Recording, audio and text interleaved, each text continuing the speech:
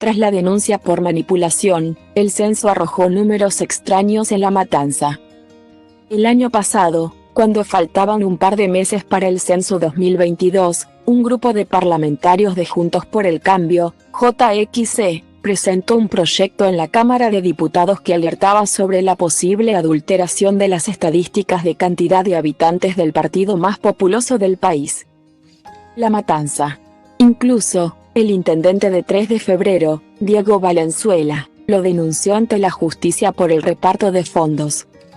A menos de un año de la presentación y, tras conocerse los datos provisorios del censo 2022, la sospecha de los parlamentarios parece confirmarse. El crecimiento de población proyectado para el partido creció muy por debajo del resto de los distritos que lo rodean. Y solo aumentó su población en poco más de 57,000 habitantes desde el último censo. Según los datos del nuevo censo, la población de La Matanza pasó de 1,775,816 en 2010 a 1,837,774 en este censo, una suba de 57,866 personas. Sin embargo, la población proyectada para 2022 era 2,374,149. Es decir, 536,375 más que en 2010. Expertos en estadísticas y datos demográficos, rápidamente, se volcaron a redes sociales a debatir sobre los insólitos datos del partido que comanda Fernando Espinosa.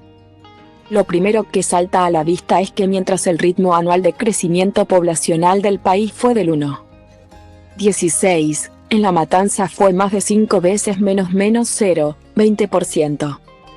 Si se mira lo que había ocurrido en 2010, en el país el ritmo anual de crecimiento poblacional fue del 1,13 y La Matanza casi lo triplicaba, con 3,90%. Si se lo comparara con otros 24 partidos del conurbano que rodean a La Matanza, la situación no es muy diferente. El error en favor de La Matanza significó que recibiera un mayor porcentaje de dinero por la coparticipación provincial, en detrimento de los otros 134 partidos bonaerenses. Ese número ascendería a más de 85,834 millones de pesos. Una persona dentro del INDEC fue la que me dijo que había preocupación sobre el próximo censo porque sabían que los datos del censo 2010 de La Matanza estaban adulterados y que habría un problema cuando salieran los datos de la nueva medición. Había contado a La Nación en marzo del año pasado Martín Tetaz, el economista y diputado que presentó el proyecto de resolución en la Cámara Baja. Y había agregado: comencé a investigar y lo que descubrí es lo que figura en el pedido de informes que hice. En concreto, el proyecto, argumentaba, algunos números del distrito más populoso de la Argentina. El municipio de La Matanza, sugieren una rara interpretación del censo 2010 que derivó en beneficios como por ejemplo en el ratio de coparticipación. Lo que nos hace preguntarnos sobre la calidad, seguridad y confiabilidad de los datos que el INDEC ya ha comenzado a recoger.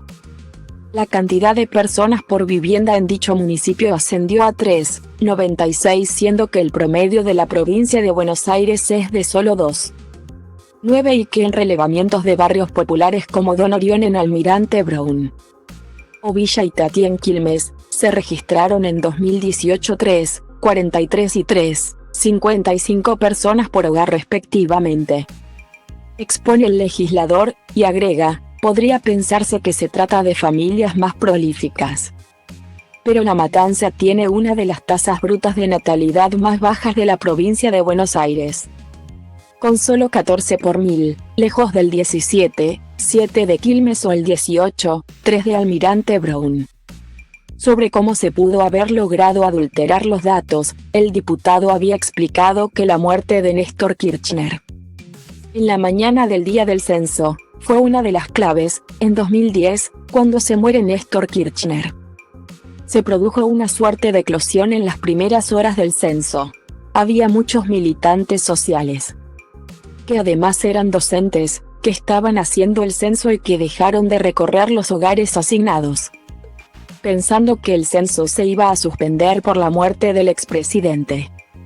Cuando los directores se dieron cuenta, alrededor de las 2 de la tarde, que no estaban en la calle censando, los llamaron y les dijeron que fueran a continuar el censo. Como no pudieron terminar ese día, lo dejaron abierto para que terminaran de relevar los días siguientes. Alguien se avivó en el medio de que con ese mecanismo podían seguir metiendo gente en el medio, sin mucho control. Fue un viva la pepa, hasta que una persona dijo que tenían que cerrar, porque ya era un escándalo. Parece que esto era algo vox populi en el INDEC, que estaba inflado el número. Me dicen que no es el único municipio, pero aún no encontré otro con una situación tan clara. La pandemia también cumplió un rol clave para que los parlamentarios llegaran a esta conclusión, para terminar de convencernos de que los datos sobre su población no son certeros. Tenemos ahora la paradoja de la COVID-19 matancero. Al respecto, los registros sobre la cobertura de vacunación COVID-19 fue llamativamente la más baja de la provincia, lo que sugiere que el dato administrado de vacunas efectivamente aplicadas se dividió por un número que no refleja la verdadera población del distrito. En efecto, aparentemente solo 60% de los matanceros fueron vacunados, cuando en el resto de los municipios ese guarismo superó el 80%. Sin embargo, a pesar de haber sido el que menos vacunó, La Matanza presentaría la menor cantidad de fallecidos por COVID-19 cada 100.000 habitantes de todo el conurbano. Esto nos estaría demostrando que no solo les gusta vivir más amontonados que al resto, sino que poseen algún tipo de anticuerpos matanceros no identificados que serían motivación suficiente para una tesis de los investigadores del CONICET. Había agregado Tetas en los argumentos de su proyecto, para cerrar, por supuesto. Lo que ponen en evidencia estas contradicciones es que La Matanza infló su registro de habitantes en 2010 y entonces la primera pregunta que queremos hacerle al director del INDEC es cuáles son las garantías de que ni La Matanza ni ningún otro distrito del país vuelva a subir artificialmente su población beneficiándose a expensas del resto. Ante la consulta de La Nación sobre en cuánto estimaban que se aumentó la cantidad real de habitantes en La Matanza, Tetas respondió: no tenemos el dato preciso, pero una estimación que logramos al ver las tasas de vacunación y de mortalidad de La Matanza es que supera el 27%. Con ese porcentaje, sus datos en la pandemia serían consistentes con los del resto del conurbano. La población proyectada para 2010, en base al censo 2000, era de 1.381.599 y dio 1.775.816. Una diferencia de 27,6%.